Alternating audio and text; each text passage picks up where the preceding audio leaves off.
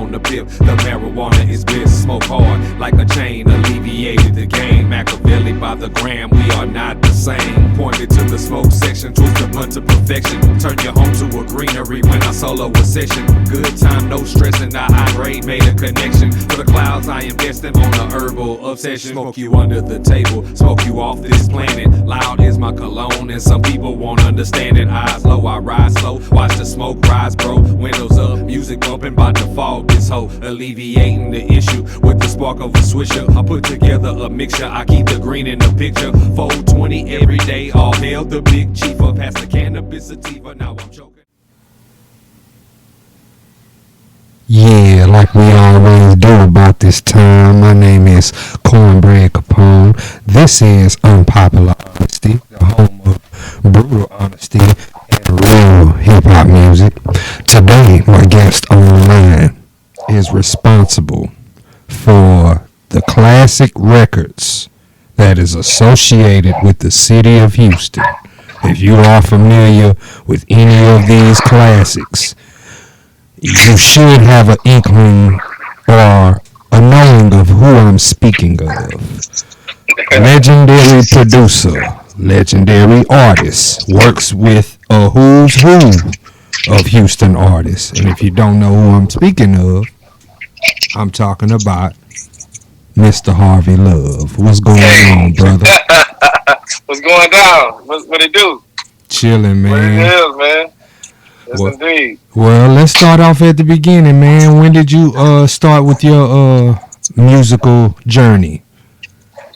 I actually, well, to be honest, I was a DJ for my mother, and my mother owned a club, and so I'm talking about, I'm like what, 7? I was about 7 years old. My mother first had the club and all of that, so I'm about 7 years old. The reason why 7 years old is so important is because by 8 I was DJing, and I was fascinated. You know what I'm saying? It started out with just a fascination of people DJing. Like, I didn't know what that was at that age, for sure. So I would see this guy named, I still remember his name. His name was Wild Child. So he was DJing, and so with him DJing or whatever back then, I know that's aging and dating myself, but back then they would have this thing called, it's just saying live DJ, and that would only be on weekends. They didn't have DJs in the club like they do now every night. Live DJ would only be on weekends and stuff like that when I was a little boy. So when with that coming on, I'm coming from days where like at first they had like jukeboxes and all this kind of stuff like that or whatever, and what happened was I was so fascinated by this DJ being able to play the record, live and have everybody responding to him and all of that or whatever. I wanted to learn that, and so my mother made sure that he taught me. And I remember having to stand on the little milk crates that whatever, just to reach the turntable. That's how I was. Well, when he first started teaching me and all of that. So I got fascinated with it, whatever.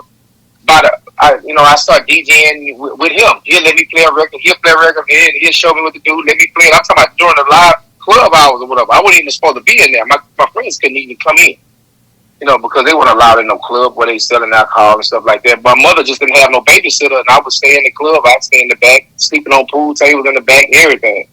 So when the reason why is somewhere I'm definitely going with this story, so to show you how I got into this music. When by the time I was 11 years old, I was the DJ for the club. I knew all the songs. I knew what and everybody started coming, from far and wide just to see this little kid. Like, hey, he can make people dance. He can do this. He know how to talk to the people. Everything. I was doing all that at 11 years old with grown-ups, not even DJing for kids. So with that being said, my mother had to put me into the music. I got fascinated with it. I made it, like my full-time little deal. After school, I'm DJing. Then going to like Ryan and all these good stuff like that. I started doing all the parties for my school and all that. I get to Madison. I started doing parties for all the people, like the teachers at Madison, all the homecomings, everything, whatever at Madison High School. They introduced me to Big Mello because I'm the popular kid at Madison I'm the dude with the turntables DJing at Madison. Everywhere you go, in like Hiram Club, everybody Harvey Luv with these, and so how I got popular was they introduced me to Big Mello. Big Mello, me and him started doing talent shows and all this kind of stuff like that. And my teachers actually would really kind of blew me up because instead of my government name is Harvey Kelly, but nobody knew that. Even still today, a lot of people don't know my name is really Harvey Kelly unless you my friend in social media or something like that or whatever. Because my teachers always called me Harvey Luv. So with that, when my teachers, I went by Harvey Luv all the way through our school. So I got popular with Big Mello and all that. And as soon as we graduated at Madison, we ended up signing with Rap-A-Lot. And I was Mello's DJ. At this time, I'm not even producing it. I'm not producing. When I got with Mello, we dropped this record on Rap-A-Lot. Crazy C was the actual producer.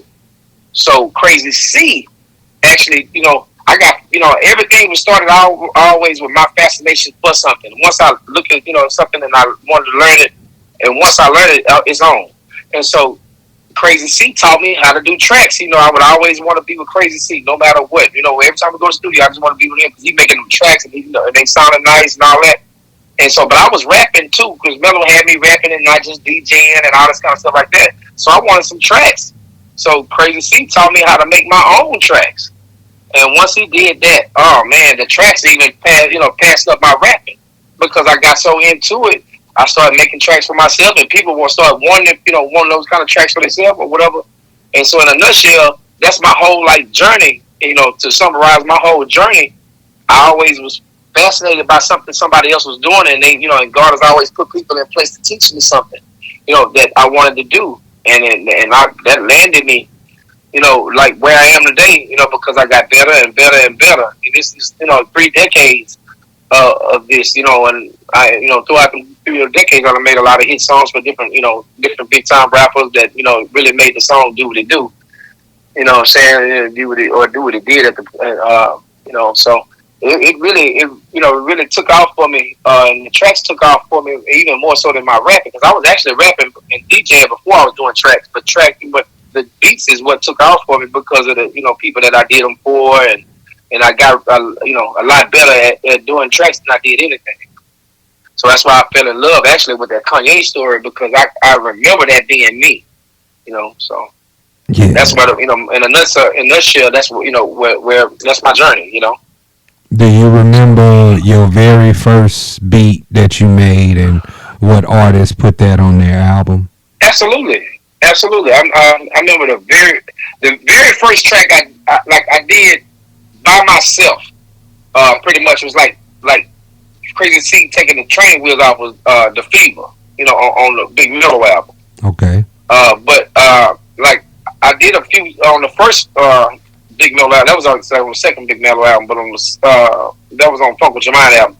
But on the first Mello album, I did a couple of songs, but Crazy C assisted me. I had train wheels on me. You know what I'm saying? Because Crazy C was, okay, now put this with this. Now loop this. Put that right there. Okay, you want some drums right here. Put some, and make sure your drums is right here. Crazy C was teaching me during that album.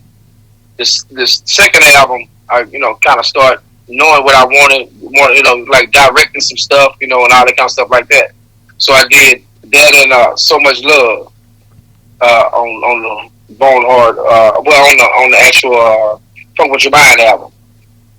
After that project, ended up being with a group called the Woss Ness, which I came up with the name called Woss Ness.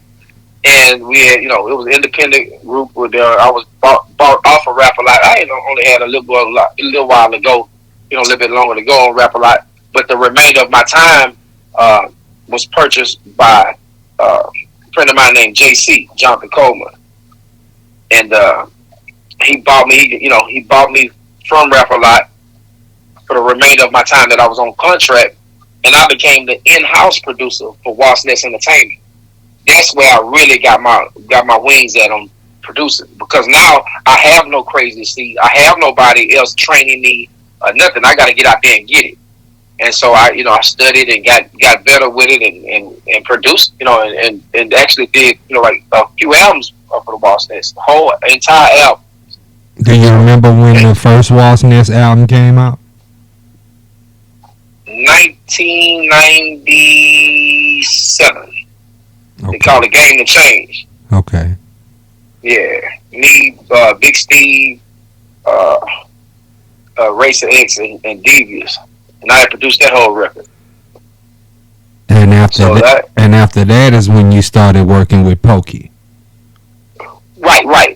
During that time, because how I started working. This is how I started working with Pokey, and the proof is in the screw dub. How about the story I'm going to tell you. What happened was we want to promote we want to get the Woss Ness bigger. We want to get the name bigger. So what ended up happening was we go to DJ Screwhouse. DJ Screw my partner too. So we go to Screwhouse. So to go make a screw dub, and if you go get the screw tape right now, they said in the screw shop right now. It's called Ooh Wee Man. That's the Ooh Wee Man screw dub is the Woss Ness screw dub. It's at the screw shop right now. Of course, I got one as well, because I had one since way back then. But the Ooh Wee Man is the screw dub that we went and did. We go and do that. Big Pokey over there, Lil Randy is there. It was a lot of people from in the screwed up clique over there when we go do our dub. What happened was Big Pokey. I didn't know Big Pokey then, and Big Steve didn't know him either. So Big Steve asked, no. Big Pokey asked Big Steve, and he asked all of us. He said, "Man, who are y'all, man? What y'all, some rappers?" And Big Steve, as cold as he was, that offended Steve. That offended him like a mug. He like for Steve to know who Big Pokey was because of Screwed Up, and for Pokey not to know who he was. So we went outside. Steve was like, yeah, we some rap, we rap, we all whatever. And for us to be that unknown, and it offended Steve. So Steve, when we was outside talking before we did the dub, Steve said, before we leave here tonight, I'm gonna make sure they know that everybody in this room know who we are. He didn't say who he was. He said, make sure everybody in this room know who we are. Like, make sure that we leave a mark here tonight. So we did our dub, and at the end of the screw dub, if you listen to the Ooh Wee Man screw dub, Big Pokey and Big Steve did a freestyle together. So when they did that freestyle, Steve went bananas on that freestyle. Went bananas on it. So the way he started the free, let me back up and tell you another part of it. Big Steve wanted me to bring an instrumental to see that who that man, who that talking down. That was really supposed to be Big Steve beat. We just took that beat to Screw House because Big Steve at the end of it wanted to freestyle off that beat. Mm-hmm. So Big Pokey heard the beat and he liked it too. And so they freestyle off it or whatever, and that's how Big Steve started off his freestyle. Who that man? Who that talking down? And whatever. It wasn't even a song yet. They was just freestyling on the beat. If you listen to Who We Man dub, it sounds just like the real song, but they just freestyling. And so what ended up happening was while they freestyling and this, that, and other, Pokey fell in love with it, Steve fell in love with whatever. They got real cool and all of that after we did the screw dub. Pokey gets in touch with Pokey, and Paul Shivers was his manager at the time. Paul Shivers gets in touch with me. Him and Pokey come get in touch with me or whatever and say, "Hey man, we want that beat that y'all freestyled off of." And I was like, "Yeah man, you can get it, man."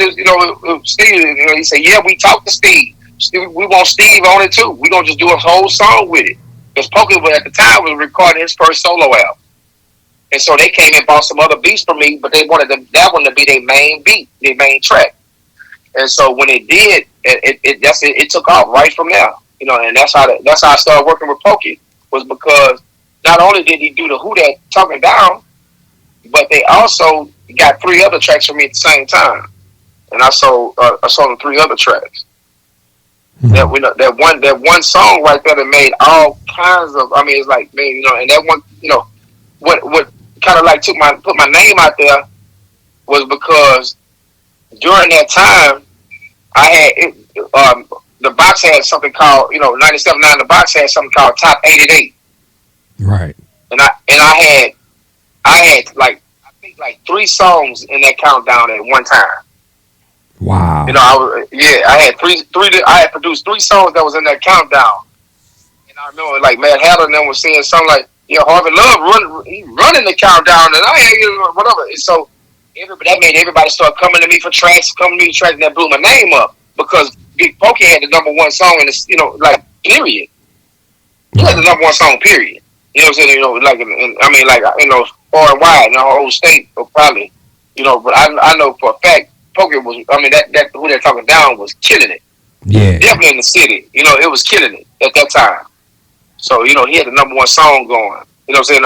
Other than like Southside, you know what I'm saying, or whatever, because Southside, like Kiki and Pokey, they was killing it at that time. Yeah. The Southside, you know what I'm saying, they was like what, 1 and 2 with that Southside and that Who They're Talking Down song. So when that jumped out for him, when that jumped out for all of us really, or whatever, that had my name out there real strong because I sold that track to them for $500 back then. I sold that track to them for $500. Since then, if you add up all my royalties, all my royalty checks, everything I got from it, it's been in 3 TV shows, Orange is the New Black, Dark Angel, Entourage. It's been in all kind of different other little, like even commercials. It's been, I done probably made about $200,000 off that one song. Damn. And it's like it's crazy. And I only own the producer's percentage. So imagine what the song probably done made. Wow. You know what I'm saying? So yeah, so my thing is, that song made a lot of money. And I sold it to them for $500, but my residuals, that's why I always tell, up and coming producers, never get out the car. And what I mean by not get out the car, I mean never relinquish all your rights or sell all your rights to somebody. Never do that, because when you do that, you just you letting, you don't know what the song may do in the future. You don't know what's going on, whatever, and you just like for a quick like payday right now, you giving up everything in the future, because a lot of these deals and all these residuals come from like years after the song was already out. Yeah. Like 2 and 3 years down the line, here come another deal for the song. Here come another paycheck for me. You know what I'm saying? So, just all kind of stuff. Well, after that, man, who else did you work with? Man, I done worked with so many people, man. I mean, like, I've worked with, oh my goodness, man. You pretty much name them. I done worked with them, man. I done worked with so many people, man. I done worked with so many people. I done, even like Slim. I done, work with Slim, Zero, Scarface, Willie D. I mean, man, I done worked with so many different people, man. I mean, like, goodness gracious. Kiki, of course. I mean, I still work with Kiki right now. Kiki or Pokey again, even on my project. So it's, I work Paul Wall. I mean, you pretty much can name them, man. And it'd be fun every time. When is your project coming out? I got a project working on right now. I had one I just dropped last year, but I got a called it Come Down King. I'm working on one right now called Mr. Kelly. Okay. Real hard, yeah. And I'm honoring my old man with that one, Oh, okay. And my old man and how in his, because my old man was a straight G. He was a straight gangster, and I just want to honor him and his upbringing, of me, where he brought me up. My daddy taught me how to hustle, That's so, and I ain't talking about, like he taught me how to, when I say hustle, how you doing for a living is a hustle. I ain't talking about necessarily selling drugs. I ain't talking about necessarily doing anything you do, how to go get it and come back with it. Right. My daddy taught me that. You know what I'm saying? For real. Anything. My daddy is the one that taught me that anything you love enough, it got to be a way to make money from it. Otherwise, you got to stop loving it. You gotta start loving it. You know what I'm saying? Because if it ain't making you no money, you know, you gonna die loving it. You know what I'm saying? And not you gonna starve to death loving it. You got anything you love, and you love enough, it's gonna one day love you back. You just gotta find a way to make money with it. I feel and that. And I thought about that. I'm like, damn. He said because when you find what you love and work with that, you never work a day in your life. You never work a day in your life. And so, and I said that. I said, man, I always wanted my own studio. I found a way to make money with it because I really got my studio from just to do my own stuff. And Tall D, my partner Tall D, ended up being my first customer. Right. And Tall D told me he would pay me to record in my studio, a light bulb came on. I thought about my daddy. I said, damn, people will pay me to record in here. Oh, wow. And Tall D got, me and him was tight. He got me my first 10 customers. And after then, shit, I didn't, seen at least about a good 250. Saying Tall D, but it's crazy how, it all started from right there. It all started from right there with my own studio and all that. And then for those customers, they ended up knowing who I was. And I ended up producing for a lot of them and whatever. So I was able to do my producing, whatever, so I was able to produce and do sessions and, I went back to school, for engineering and all that there to make sure that my sound, I was able to mix and master and all that kind of stuff like that as an engineer. Because I was really just trying to do my stuff and I was going to send it to get mixed and mastered. But I said, no, learn that part too. You got a studio, you ain't going to have to send it nowhere. You learn the mix and master part. I learned that part, and got the right equipment in here to do that. And so I did that too. Well, that's what's up, man. Well, I gotta ask you this question: does Harvey Luv have a top 5 best rappers? I got a whole lot of 1A, 2A, 3A. Because there's so many, man. I got people. Scarface is always gonna be among my top. And not just because he's a friend of mine. Scarface don't always be my because I kind of put the tops where what impact did you have on your particular industry? It's like Jordan. He was impactful with basketball. He changed it. A lot of people make shots. Can shoot better 3-pointers than Jordan. Can dunk higher. He can jump higher than Jordan or whatever.